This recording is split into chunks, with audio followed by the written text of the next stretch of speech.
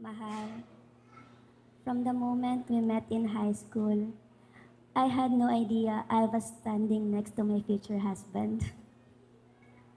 Who would have thought na itong chick boy na ito, siya pala yung mapapangasawa ko? God really had other plans. He let us grow in different paths. He let us learn through our own journeys. Experience life without each other for a time. So that when we found our way back, we were finally ready. When I had Kai, I became strong because I had to. I learned to do everything on my own. I became what they called an alpha female, a strong, independent woman. Sabi ko, kaya ko mag-isa, but I was wrong. I realized it's not just about me anymore.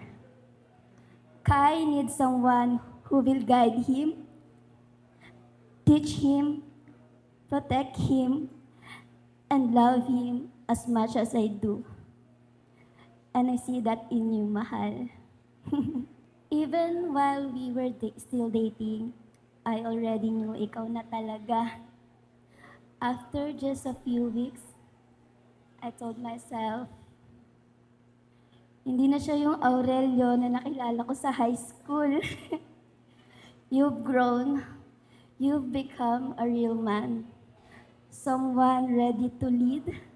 Someone willing to fight for us. And you did. You fought for us. You loved me in all ways I didn't even know I needed. And that's when I knew this love is real and this love is worth it. Today, I stand here not just as your bride, but as a woman who has finally learned that strength doesn't mean doing everything alone.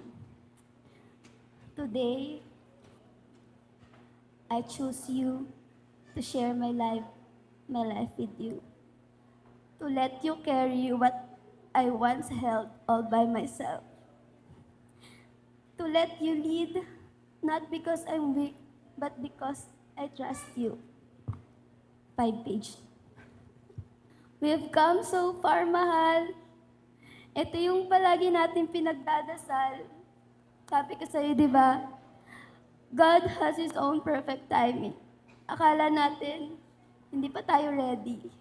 Akala natin, ang dami pang kulang.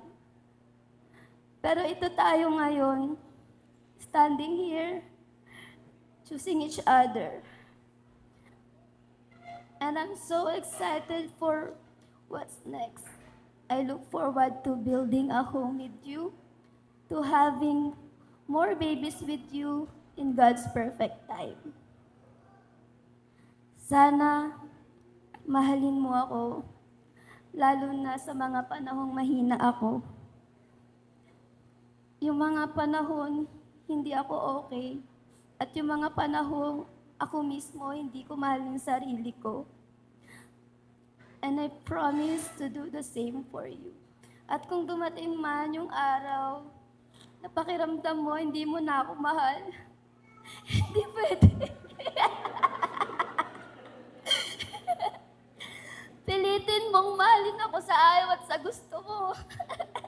Because I know this isn't just about butterflies, kilig, or perfect moments. Love is a choice. It's showing up even on the hardest days. It's choosing each other over and over, no matter what. Today, I choose you. I choose this love. And I will keep choosing you for the rest of my life. Last na to. Mahal, salamat. Dahil pwede na ulit akong maging Disney princess. I love you.